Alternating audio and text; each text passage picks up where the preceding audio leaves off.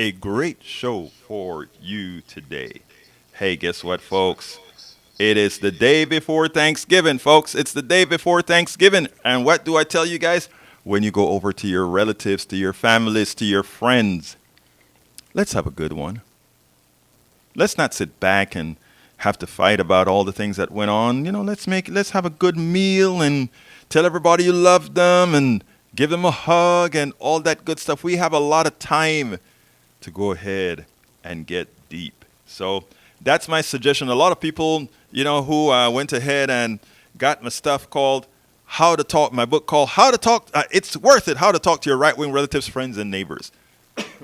I tell them, hey, don't try doing the talking over Thanksgiving. Right, Howard? We don't need to do the talking over Thanksgiving. We can just go ahead and have fun, watch a football game, eat some turkey. Eat some pie. Eat some pie. What kind of pie do you like? Pecan pie. Pecan. Oh, I love me. Is there any other kind? Well, you're right about that, Howard. I like pecan, but I also like the pumpkin pie and the lemon meringue. And I also like sweet potato pie. Oh, especially the one from best. Patti LaBelle, man. Mm-hmm. She puts it out, I think, in one of the stores. I don't remember where she puts it out, but it is good. It is good. It is good. But folks, we have a great show for you today. And what I need to do is pull the show up because as I was messing with levels, I closed the wrong screen, but that's okay. Yes, I did. You disconnected all your viewers and listeners. Yes, but I connected them back up. Okay. So it was like, whoa, we got it done. I thought I felt the earth move. Yeah, it did because we have some listeners on the internet and on the interwebs and everywhere, and what they do is they're like, what the hell is wrong with you? You messed up. And it's like, oh, I'm sorry. They say that to me every day. Well, I don't know if they have the right to tell you that. You're like my idol in here, man, because you like keep these things going, brother. So, hey, I'm going to do anything to make sure that you're happy. Well, certainly desperate for heroes, aren't you? No, we're going to make you happy, brother. We're going to make you happy. But anyhow, folks, 713-526-5738. Again, that number is 713-526-5738. Hey, folks, listen to me. The subject today, title is Former Conservative Republican Gets Real About America, a necessary move to live up to our rhetoric.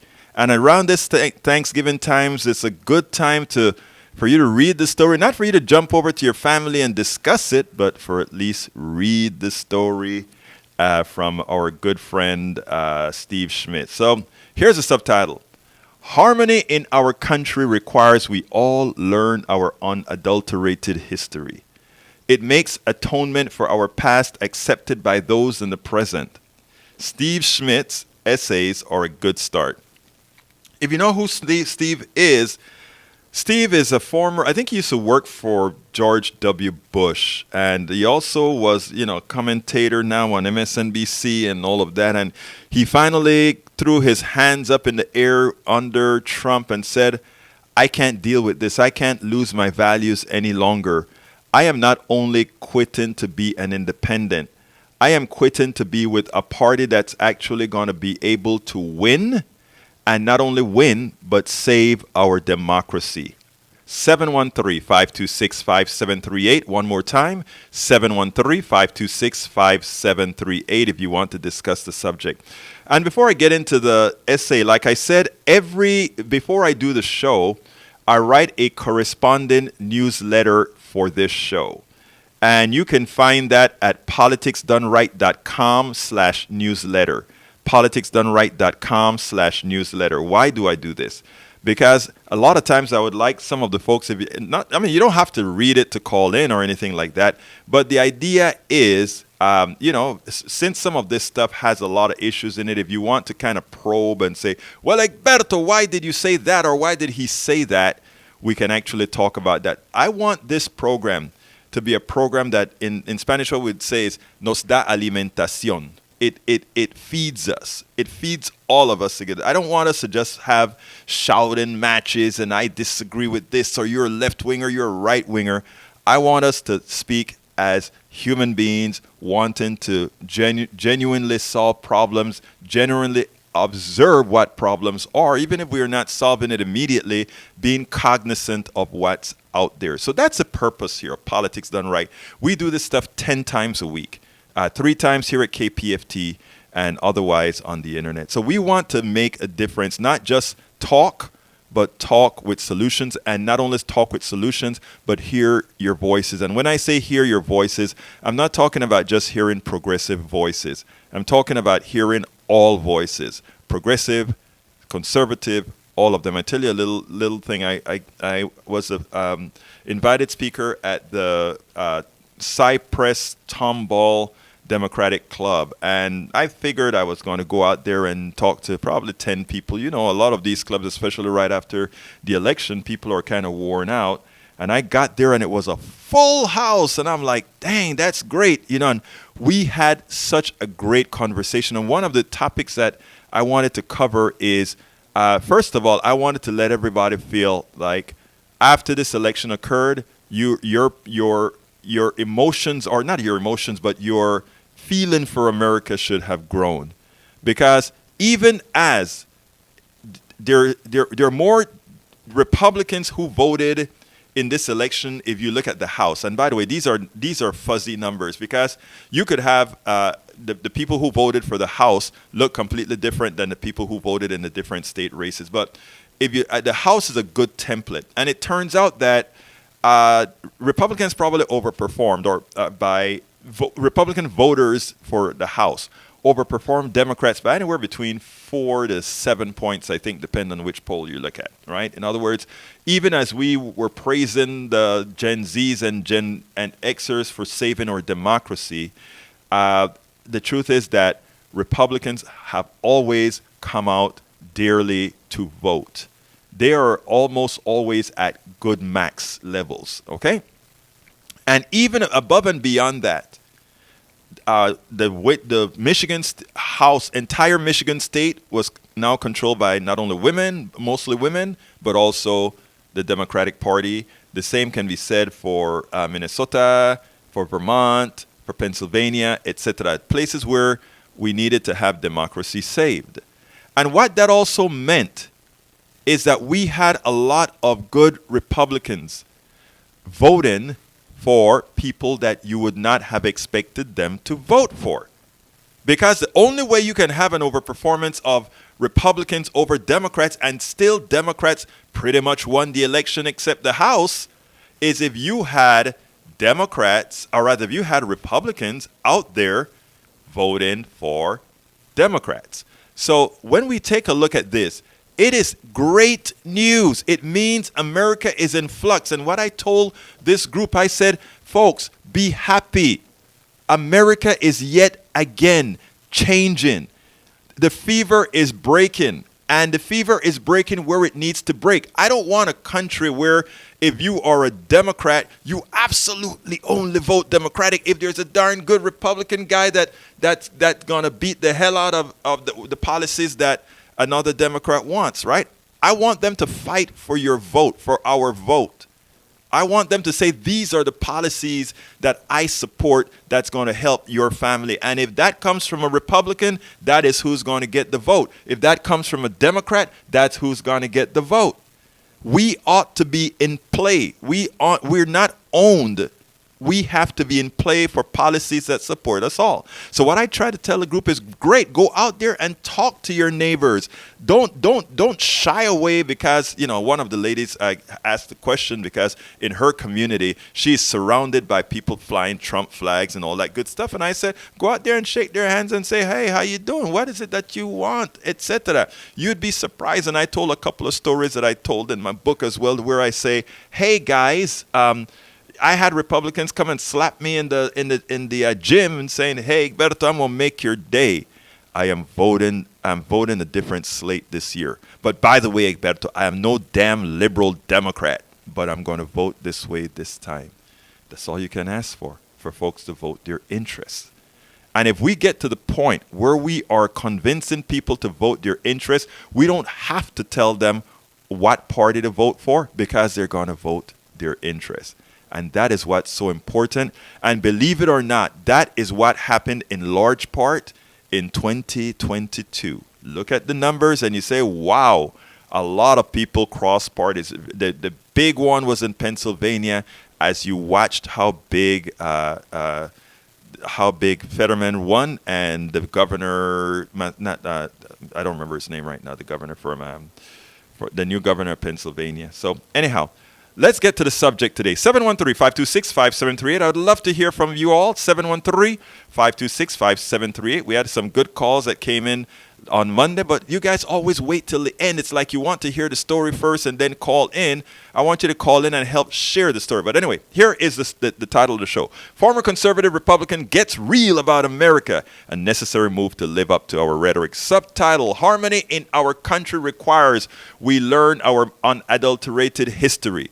It makes atonement for our past accepted by those in the present. Steve Schmidt essays are a good start. I often read the Warning by Steve Schmidt newsletter because he is one of the most honest national writers. I do not always agree with him, but I respect him. One of his recent articles, Our Fate Sought Harmony of Man with His Surroundings, was on point. The piece is a great Thanksgiving read that will provide a necessary perspective. It's clear the man, unlike me, is a well-read history scholar. I like to make sure and let people know I do a lot of reading. I do a lot of contemporary reading. In other words, as an engineer, I like to have solutions. I read things. I think historians and chemists and these guys are scientists, right? And engineers take the work of scientists and make something productive out of it. That's how I see me as a host, of a media host. That's the role I feel we play. We take all of that stuff that folks have done singularly. Steve Schmidt is singularly written about history and government. Somebody may singularly write about economics. Somebody may singularly write about anthropology, etc. I feel as a goal is to understand and learn from what all their research has provided and put it into a ball that is useful to humanity, right? That's what engineers do. Engineers take what the nuclear physicists figured out and what the fluid mechanics figured out, and then put it all together to create something that generates electricity for the rest of the world.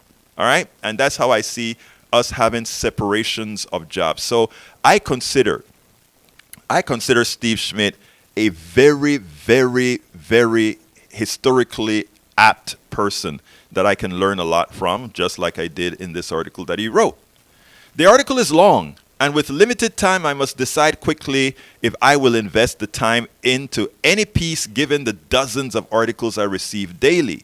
The first two paragraphs told me it would be a good one. And this is how he started his article. He said, I was driving down a mountain road wondering who built it.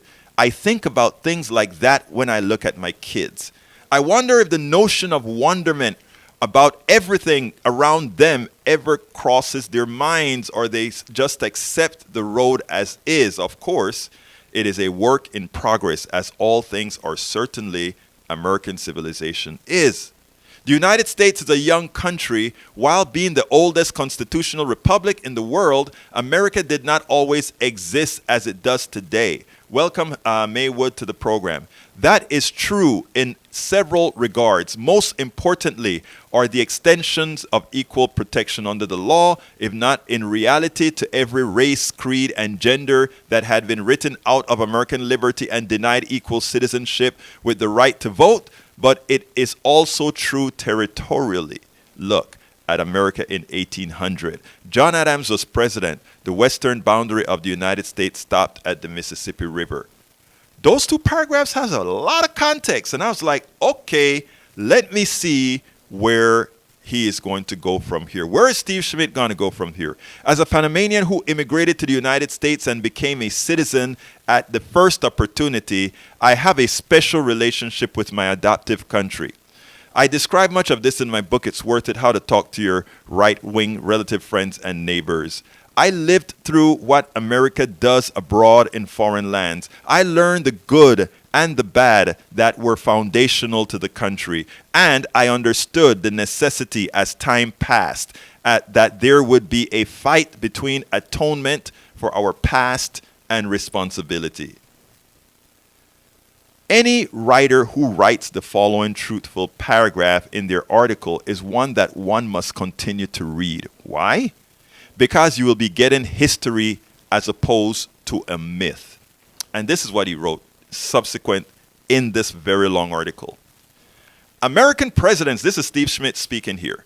American presidents have long made comments about the peaceable character of the American people while speaking to Americans who are usually peaceful when the President of the United States is speaking to them. That doesn't mean they are peaceful as a group. We aren't. We never were. America is a violent country, and it always has been. Time out. This is me again now. You have to understand who Steve Schmidt is to understand that comment. Steve Schmidt is a conservative, or was a conservative, very conservative Republican under the Bush administration. And this guy, when I read that, I'm like, oh my God, you sound like a pinko liberal like me, my brother. But what it was, it's just the truth, right? So I'm reading this and I'm like, wow, let me continue. And he continues, the 19th century was a savage century of war, conquest, subjugation, and the largest slaughter of warm-blooded animals in human history. The purpose of the slaughter was to starve and subjugate the Great Plains Indian nations until they were forced into impoverishment on reservations. I skipped a few paragraphs and then it said, the dominant American political ideology of the era became known as manifest destiny. All of you guys learned that in high school. I learned manifest destiny in Panama in a high school because let me tell you about foreign countries, folks. In foreign countries, we have to learn our own history. We have to also learn world history. And then there's a special cutout. We learn American history. All right? That is my upbringing. We had to learn those three facets of history. Your own, meaning the country that you're born in. The world, meaning a tacit understanding of the entire world. I mean, at my time, there were things like Soviet Union, etc. And we had to learn the capital cities of every single country in the world. And we were tested and grilled on all of those. We had to learn the cultures of these different countries. But then we singularly also had to learn American history from its inception to slavery, to emancipation, to women's rights. All of that were a part of our curriculum back in Panama. All right. So when I listen to an American scholar who was in the Bush administration say these things, it immediately endears me to learning more from this person because I know this person is of the truth. All right, continuing. In the end, the most powerful nation won control of, I missed something. The dominant American political ideology of the era became known as manifest destiny, and it held that the United States of America, guided by the hand of providence, was predestined to spread and control the entirety of the territory between the Atlantic and Pacific Ocean. In the end, the most powerful nation won control of territory, and once it was held, there would never be another foreign power to take it back from the people who claim it.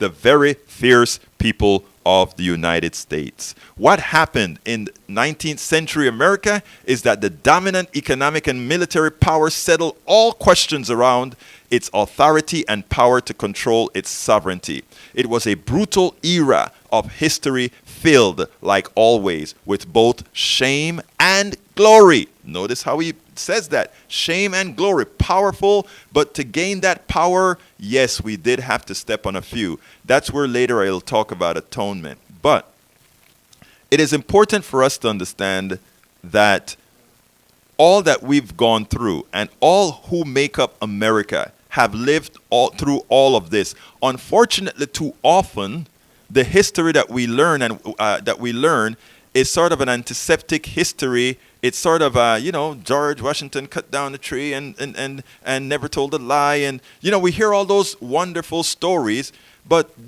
these are not the stories that the rest of the world know for facts, or many Americans themselves. As an example, we talk about the Panama Canal being built by America, and this great engineering feat, which it was, right? The part that we never heard was that when America asked Colombia to build the canal in the province of Panama, Panama being a province of Colombia, that Colombia said, absolutely not. We all have treaties with the Lesseps, rather with the French, etc. And America said, oh, okay, cool. What are we going to do? What we're going to do is we're going to put a battleship in the Gulf of Colon. That's the city that I'm from. And those people in the back that are trying to get independence from Colombia, we're going to help them out. We're going to put a battleship out there and say, okay, Colombia, you try to take it back. The people in the Panamanians said, okay, we declare independence from Colombia. And the United States says, okay, you are recognized by the United States of America, and there's a battleship in the Gulf of Colon, in order to make sure that nobody comes to you. And by the way, we would like that Frenchman, de Lesseps and Bonavaria, to sign a treaty to build the Panama Canal in perpetuity. We will own we'll rent 5 miles on either side of the canal, and this canal. Oh, all of that done in a few days, right?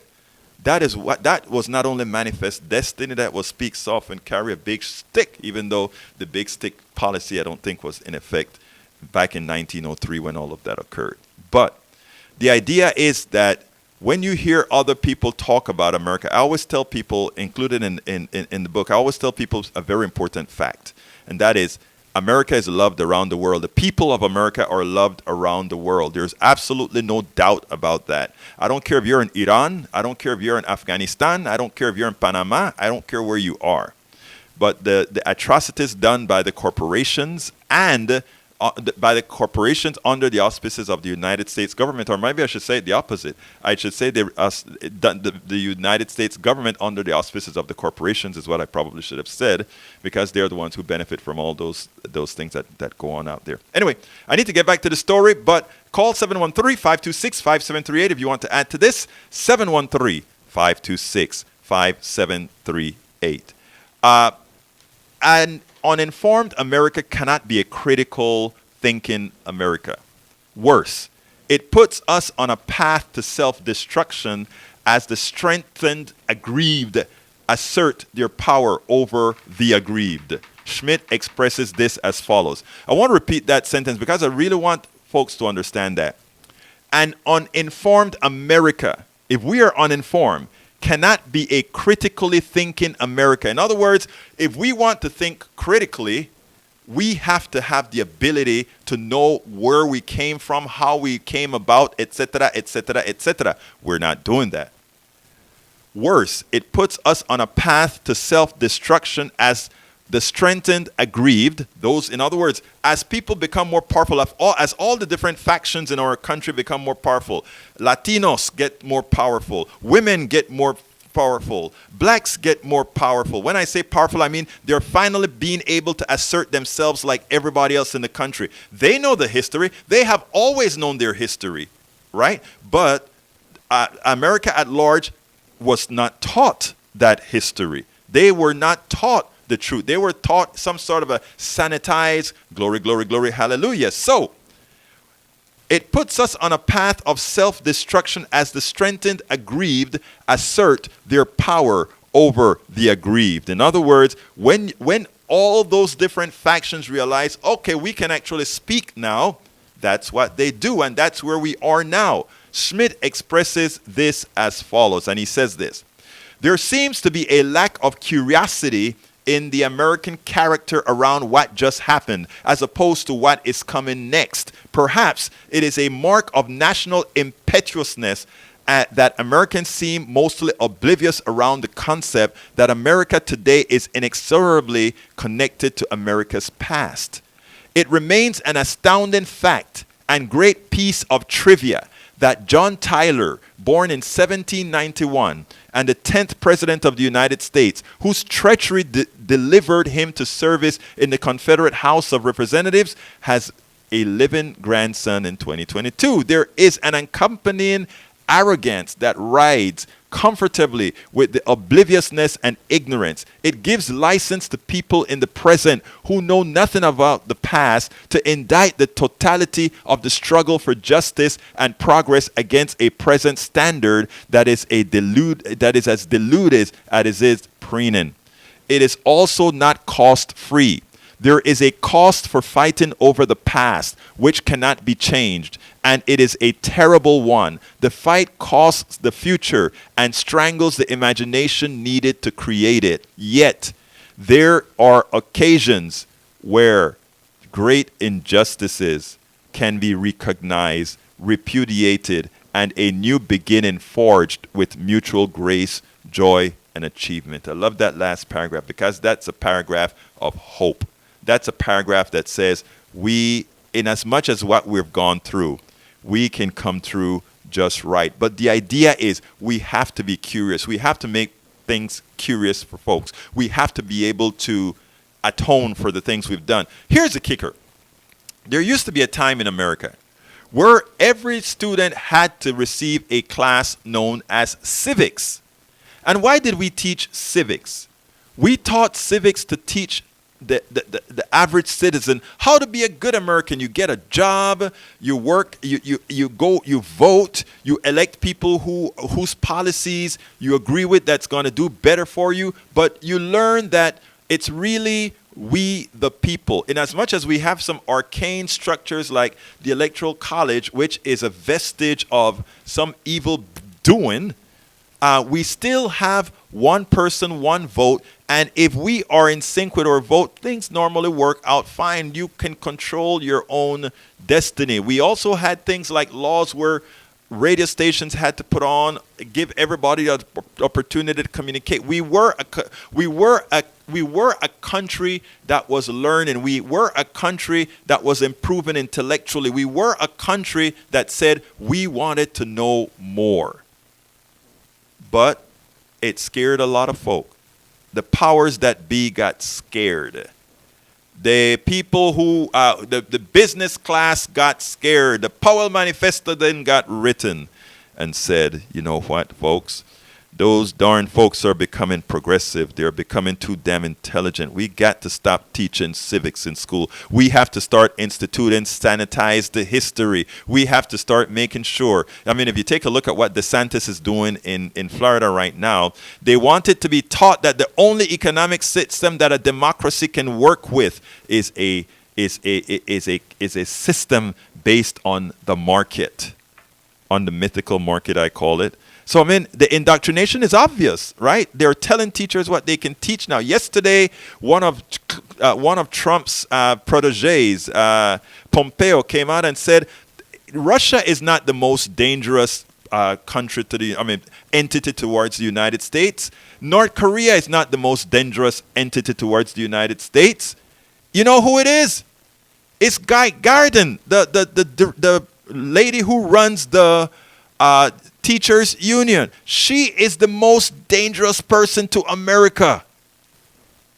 Think about that, folks. Gaiden, I think is her name. I don't remember her, but you know, that is the most dangerous person to the United States, not Putin. I want you guys to understand where we are and why Steve Schmidt wrote a piece like he did that we are going through right now. But give us a call, folks, 713-526-5738. The lines are pretty dead today. I know you kind of want to hear the stuff first and then come on in. So, by the way, Maywood says on the internet, being a progressive does not require you to be a Democrat. Exactly. That is the reason why when I write articles at the Daily Kos, and they give me hell about that, I usually say Democrats and progressives would like to get XYZ passed. And some of the Democrats inside of the Daily Kos would say, well, why are you saying Democrats and then using progressive thereafter? I'm like, well, because progressives don't have to be Democrats. A little history here. The people who helped pass the Civil Rights were progressive folks, right? And guess what? There were a hell of a lot of Republicans that were needed because the Democrats in those days from the South wanted to have nothing to do with civil rights. So for what you said, Maywood, you're absolutely enteramente correcto. You're absolutely right. He continues, it was the conservative Republicans who used to be the most progressive policies. Exactly. It's not about spending, but rather investing in community, the society, and the economic investments, but being returns. Oh, you hit the nail on the head. All right, continuing with the article. Steve Schmidt's article is an essential read, especially in our times. He even provides a few things that America must do to atone.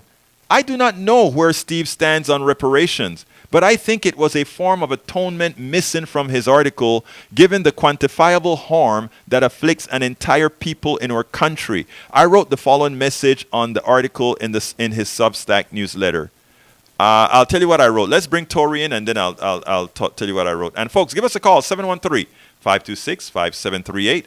Again, that number is 713-526-5738. Tori, come on in. Tori, come on in.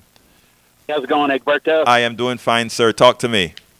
Yeah, I can speak to the evil of the government of Texas and how they regulate history teachers Yes. in the curriculum. Right. And where, they don't want people like me, Right.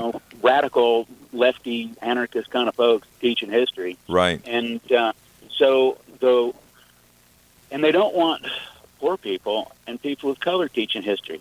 I mean, it's a Republican club, HISD, as far as the management. Right. Most of the principals of the schools are Republican, and of course, almost everybody, back when I was teaching, at the state level, the TEA, were Republicans. Right. And they want their version of history, which is, Texas is it's all about, banks and cattle ranches and, railroads. They don't want you to talk about slavery. Hey, Tori, I want to in the keep Texas history. Tori, hold on the conversation. I want you to stay online, but there is somebody that I definitely want to speak to. His name is Barry, and I want you to be a part of this.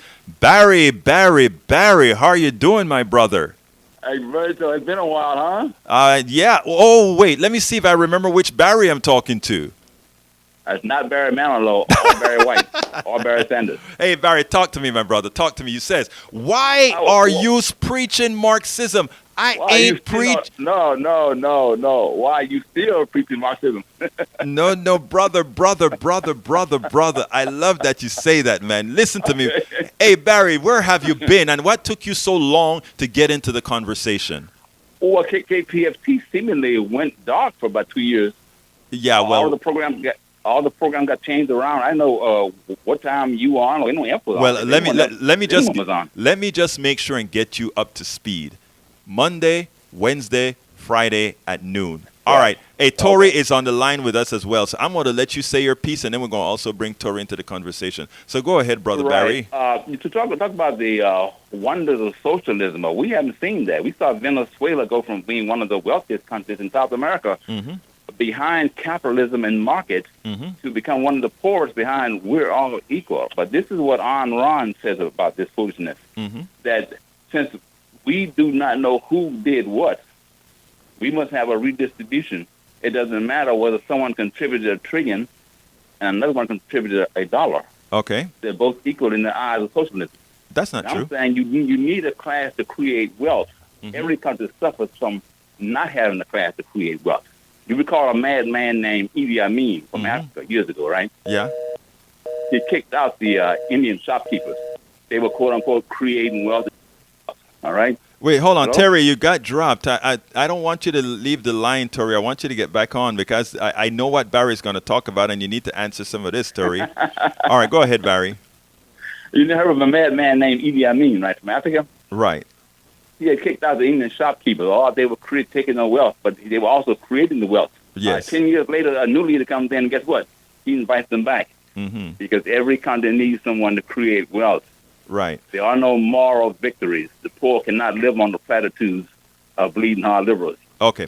The poor are not going to get lifted out of poverty by preaching Marxism and socialism. All right, let me ask you this, because let me tell you first of all, Barry. You continue to want to just name me a socialist, a Marxist, and all these other ists that seems leftwards, right? I don't really care what folks want to call what I preach. Let me tell you what I preach, and let me ask you a few questions, okay? And it goes as follows: Is Jeff Bezos deserving of all the money that he has? He's earned it. He's earned. How did he earn that money, please? He earned his income by making a product that people want to buy. Okay. I.e. John Galt from On Ron's Alice Rug. Okay, let me ask you another If you got question. a problem with Jeff Bezos' profit, you can stop. You can lessen his profit anytime you like. No, that's not true though. By not buying his product. That's not true at all. You are not forced to buy Amazon products, are you? That's not true at all. Let's Wait a minute, are you forced to buy Amazon products? when I ask a question, you answer. When you answer, I then respond. That's how we have a communication, so we don't speak over Yeah, each but you other. answer the question though. We don't Jeff speak. Bezos has earned Barry, his fortune. Barry, Go let's start on the right foot. We don't speak over Jeff each Bezos other. has earned his fortune. Go ahead. You said that already. Why do you need to repeat it? So stop. Apparently Brother, hold it. Now here's the answer, sir. All right? No, Jeff Bezos did not earn it. And saying that we can simply stop buying the product is an immature response, and let me explain why. All right? Jeff Bezos, and the reason I always use Jeff Bezos is that I have a story to tell. Jeff Bezos started his fortune with Amazon with something known as one click. All right? What Jeff Bezos did as soon as he realized that he was going to do this sort of a shopping cart called Amazon, he decided to patent one click. And when he patented one click, there's a 17-year hold on that particular way of doing business. All right? Oh my God! There's no oh my God that was my product. My product is the product that I was developing was placed on hold to create another product. Now that said, Bezos knew nothing about programming, this type of technology or anything. Other engineers came in, and they are the ones who designed the system. Without giving me the history, how much of Jeff Bezos' money do you want to seize? I want to seize most of it. And because most of it is on 95%, 95% or what? 91% minimum. And the reason why is why stop there? Why not go to 99%? Well, we probably will need to go there after a certain amount of money. I won't doubt that at all. Why stop at Jeff Bezos? Why not go after Elon Musk and Mackenzie Bezos? I agree. We should not. Let me tell you something, okay? All the roads that we build, everything that we build as a society, those parasites use. And then we get charged twice. Have also paid the largest share of the taxes to build the road. Because they've taken most of the money, of course. Should have a private road because the Rockefellers pay more taxes for roads than you pay. Sir, that's not the point. The point is not that, because they're paying it with money they stole legally. Oh, please. That's why I love. I love when you right wingers, brother. Slow down. All right, we're gonna end the conversation with saying that a free market is a free market. Is the free market?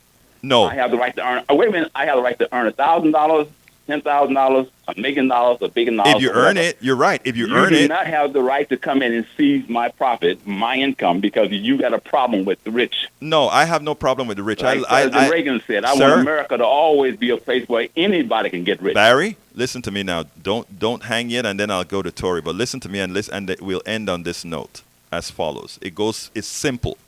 I do not mind people who earned their money. What I mind are people who pretty much extort their money. And most capitalists, the people buy. No, most capitalists extort their money. We can discuss that on another subject at another day. Elon Musk is not forcing anybody to buy Tesla, is he? No, but Elon Musk took a lot of money for the government to create Tesla. You don't have to buy Elon Musk took a lot of money from the government to create Tesla. Elon Musk took a lot of government to create SpaceX. Elon Musk took a lot of, and all of these billionaires, a lot of the funding that they're getting comes from us. We, the people. It's not Sir, Barry, that is not up for debate. Look it up. Sir, we respectfully disagree. No, there's no disagreement, sir. There's agreement. Barry, sir, Hold on. Okay, how much of Oprah? Barry, most of it. How much of Oprah's fortune can you see? Most of it, and I'll tell you why. And listen to me exactly. Wait a minute. So by the time you're done, there will be no billionaires, right? No, exactly. We should have no billionaires. I don't have. You see, a lot of people. A lot of people. Any millionaires? A lot. Yes, we should. Yes, definitely. Okay, so we should have 1 million or 4 million. No, I don't know the number. I'm not smart enough to know the number. 10 million, 20 million. I said I am not smart enough to. 999 million. Hold on. Again, Barry, don't get silly. I said I'm not smart enough to know the number. I admit. You are smart enough to but I'm smart enough to know that. I am smart enough to know that billionaires are thieves. I am smart enough to know that. Sir, I'm going to be calling your show on a regular basis. I love you, Barry. Barry, you know I love you, right? Barry, stop it. Barry, I suggest you get some help first, okay? Barry, listen to me before you go. Before you go, I want you to listen. Before you go, I want you to listen to me. Because I want you to keep calling because you are entertaining. But here's the deal. I love you. I love you, brother. But I think you need to do a little bit more research. You have a wonderful day. Thank you, brother. All right, Tori, come on in, Tori. Barry's is a fun guy. Go ahead. Yeah. So I called in to make a comment about Panama and then how teachers are, forced to teach, a certain kind of curriculum in Texas.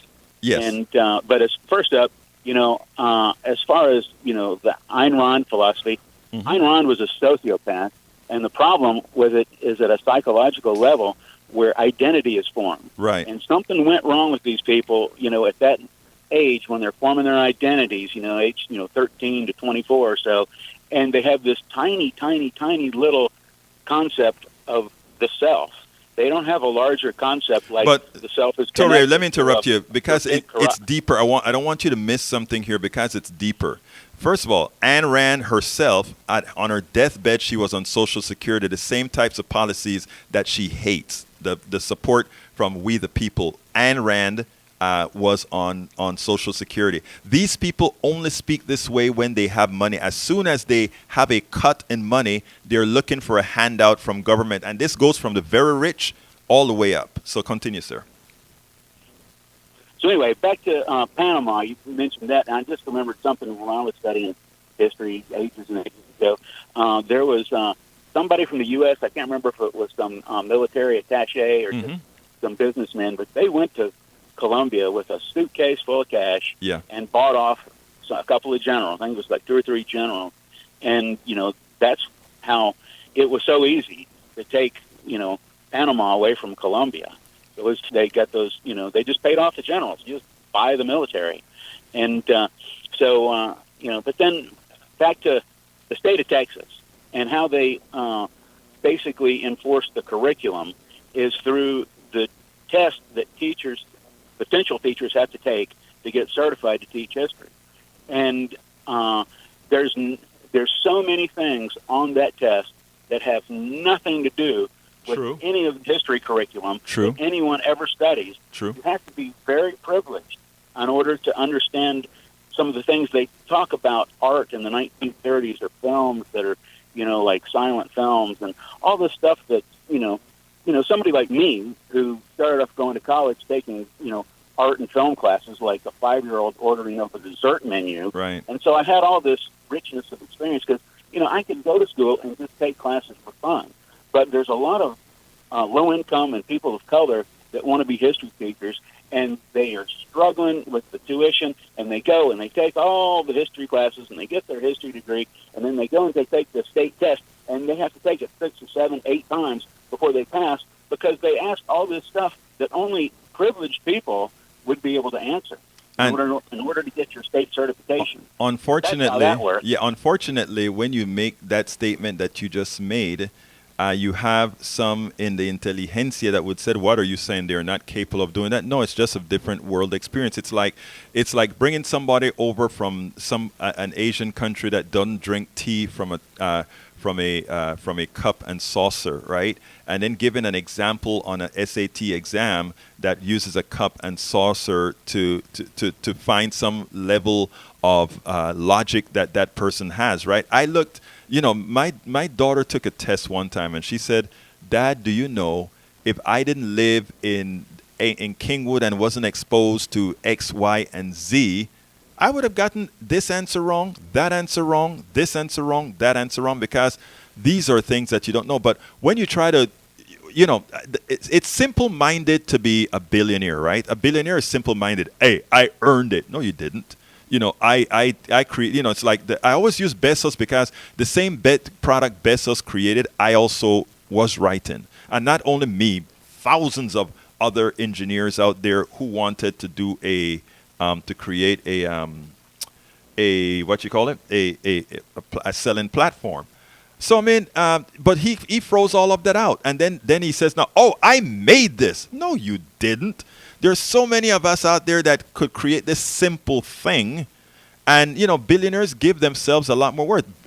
Bill Gates. Nobody's going to tax themselves. Right. It's up to the government to do that, and the problem with having this many billions of dollars is that it distorts the political system. Right. And they're able to buy off the billionaires, and they're able to fund the laws that keep them from having to pay taxes. Exactly. And so it's chicken and egg thing. We've got to get control of these people through the tax code, because Jeff Bezos did things legally to make his billions of dollars. The problem is that it's a concentration of wealth. There you go, Tori. Let me get the political system. Tori, you can stay on, but let me get Baba Chakwe on. Baba, come on in.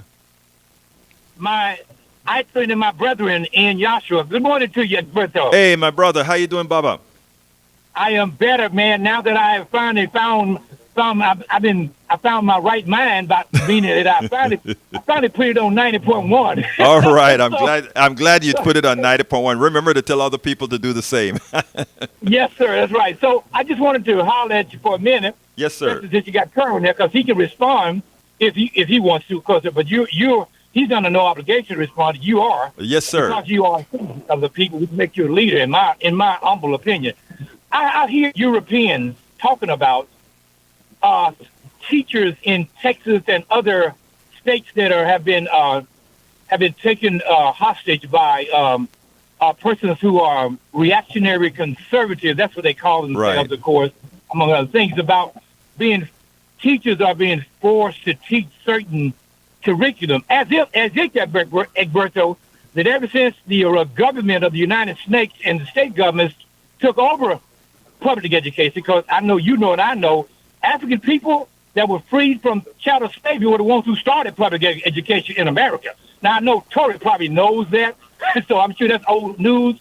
But I'd like to know from you, if he doesn't want to answer, what does it mean about teachers being forced to teach some particular curriculum as if they've never been forced to teach a certain curriculum? It ain't like whenever you get your teacher certificate, you can go in and teach the truth about the transatlantic, slave trade with Christopher Columbus. So I would like to know, what in the world does he mean when he says them forced to teach curriculum all of a sudden? Baba, let me tell you, this is what really upset me, and later on I'm going to ask Tori to chime in, but this is what really upset me. When Pompeo said the most dangerous person in America is not to America, it's not Putin, but it's Weingarten, the lady who runs the teachers union. And what they mean by that is they are fighting against doing exactly what you're talking about. And that is, they're not trying to get teachers, they're not forcing teachers to teach history in a certain way. They're forcing teachers to lie to their students. They're forcing teachers to reinvent history. In other words, they want to teach them that we're not only talking about the slave trade that they're calling these guys immigrants now. We're talking about a lot more.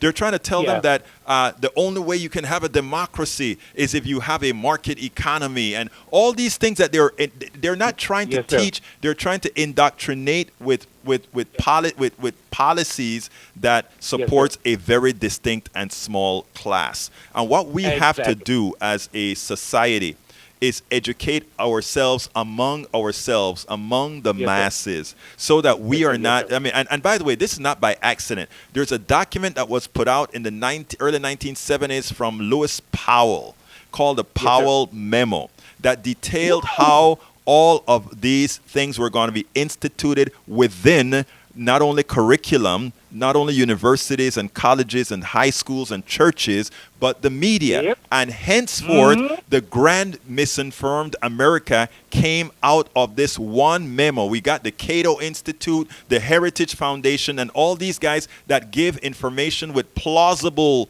that seems plausible, but are basically lies. Tori, you want to chime in a bit? Yeah, well, this is kind of, there's a place where there's an intersection between the Ayn Rand stuff and the Texas Board of Education, and it has to do with identity. And Republicans know this more than Democrats or liberals know this, but, the identity formation of anybody, between the ages of like 12 and 24, that's when people decide, for the rest of their life, 90% of any population is going to have the same toothpaste, the same, favorite drink, Right. the same political party for the rest of their life. And so the job of the CEA is to basically keep radical teachers and, very progressive teachers out of these history classrooms in particular until, during these formative years when kids are 16, 17, 18 years old, because, we can influence them. We can open their minds and change and have an influence on their identity that they'll have for the rest of And their that lives. is their fear, And they Tori. want to prevent that. Right. They want to nip that in the bud. Exactly. Because they want to do the same thing we do. They want to enforce kids' identities to vote. Okay, hold on a second. Republican and Tori, we have plain- to be careful with our words, Tori. They are not trying to do the same thing that we are trying to do. We are trying to tell the truth. They are not. Okay. There's a difference. So They're trying to form identity. I based on understand that, but what I'm saying is we have to be, and I hear this a lot that I want to make sure that we don't do. We are on the side of truth. They're creating history. We are delivering history. There's a difference. We can't create that We want to equivalence. create large identities Right. where the self is everything in the universe. Right. Kind of Zen selfishness. And they want Exactly. to create these identities that get as small as I agree, racial identity 100%, or whatever sir. you want to call it. 100%, Hey, sir. Yes, identity. Chakwe, go ahead, Chakwe. Hey, Bert, Yes. please, sir. Yes, sir, go ahead. Thank you. I just want to just speak to the fact that I noticed, with all due respect, to my brother of European ancestry, how that he speaks in rather vague, ambiguous ways, in using the term "they," Oh, no. as if the "they" are somehow or another distinct and different from the "him." Oh, no. calling Actually, on the "they." let me defend my brother Tori here, man. Tori is a part of our please do. movement. Tori is our Please movement, do. brother. Let me just tell you that. Please do, please, because Yeah. I'm ignorant about that. Yeah, so let me- please, let- 'cause the way he's speaking is the way No, that I'm no, used no. to hearing. No, let me- 'cause Let me tell you reactionary who is anathema to our movement. Brother Barry, who called earlier, and if he wants to call Yeah, again, he I can. got Barry him. is, I got so here's what's important, and this is where I come into play with the way I try to bring people together, right? I don't bring Yes, sir. people together on hue. I don't bring people together on color, skin, or whatever they have. I bring people together on concepts, on what they support, who they are. And I can tell you that Brother Tori is a part of this progressive movement that's trying to be truth-telling. The only reason I looked at Yes, Brother sir. Terry and said, hey man, say we are on the truth side is that all of us as progressives have a tendency not to assert that we don't have to ask if we're right. I mean, you can correct us. I mean, I make mistakes all of the times, right? Me too. I make Me too, mistakes sir. all of Yes, the sir. time, but Me we too. have Yes, to sir. assert Yes, sir. that the position that we are taking is the moral position. And then may I just say, just to make sure that I was not Yes, sir. misunderstood by anyone in our audience, including I know you. Tori do is something. the person on the other But I line. mean, there are those that don't know me as I know you and you know me, and that is so for reason I'm saying that I in no way, shape, form, or fashion was suggesting that Tory doesn't have, and I'll just use the colloquial term, the best of intentions. Mhm. You feel me? But Yes, so, I do. So what I want to make sure that to anyone is that I am not quote unquote. It was just that from my earliest days, I remember a group of persons that are related to Corey's physiological genetics that would often. Well, I'm just saying. I got you. I got that's you. what he knows. I got you. That they would say things like, "Well, they're like that, but we're not like that. I'm not like that." So what I'm saying, I'm just saying it for the other people in the audience as well, and I need to be clarified to let someone know. Because see, while you have a larger and probably a much more noble agenda in terms of, as you just said, bringing different cultures together, different. I'll say different ideology, but there are limitations to that too. Yeah, well, but I mean, Baba, I hear you. I hear you. I would be in a foxhole with you. I would be in a foxhole with Chakwa. Exactly. I mean, with Tori, Yes, I wouldn't be in a yes, foxhole sir. with Barry. Right, exactly. And I'm saying, And Barry, I love you, Barry, but I won't be in a foxhole with you. Yeah, and I would say, that the fact of the matter is, the only way I would be in the foxhole with Tori is if you were in there. I'm gonna be straight up, because see, you don't need to convince me of your soul, your intent. I got you. Conscious or otherwise. But what I'm saying, you could say, "Man, come on, take my word. This man is down for it." And that's where trust. And that's where Yes, trust that's comes right. in, brother. That's Yes. where trust And comes that's- in. We Yes, have sir. to, and So that's what I want to. and my circle go on. of trust, sir. My circle of trust. I want my circle of trust to look like America, because that is Yes, how sir. we are going to survive. Am I correct, Tori? Yeah, well, and I think this kind of chimes in with yeah. No, that's how you have to know Tori to know how he talks. Okay, trust me. Yeah, right. Okay. you know, Okay. All this, right. Okay. Thank you. this whole conversation kind of, again, it's about identity. Are we going to have big identities or small ones? I think racial identity is a small identity. It's like Oh, nationalism. you lose me there. Or You your lost me there. football Okay. team. Already. Yeah. He lost Okay, me there, well, Berto, because Yeah. I'm a That's why I'm Garveyite. saying I I'm a got you. Garveyite. Let me tell you I'm a something. Garveyite. I got you. You lost me there. See, that's what I told you. I- I'm about racial identity, and Yes. I don't make no apologies to bones Yeah, I about can it. tell. And anytime somebody who's not like European, then they lose me. Okay, in other words, I can miss them from then on. Because Okay. I take Okay, that. so you're I take lost. that as quite umbrage. All right, let me tell you. Yes, Let me tell you, folks. Let's. We only have like 4 minutes left. So let me just tell you, Baba, I appreciate you calling. You call as much as you want, and you bring your point of view as much as you want. It is important, and politics done right. Egberto Willis is listening to absolutely everything that you have to say, sir. Are you there? Where's Baba? Baba, are you there? Tori, are you still there? Yeah, I'm here. I'm still here. Okay. Did you go, or you're still here? I don't know what happened to Baba's phone. He must have put it on pause or something.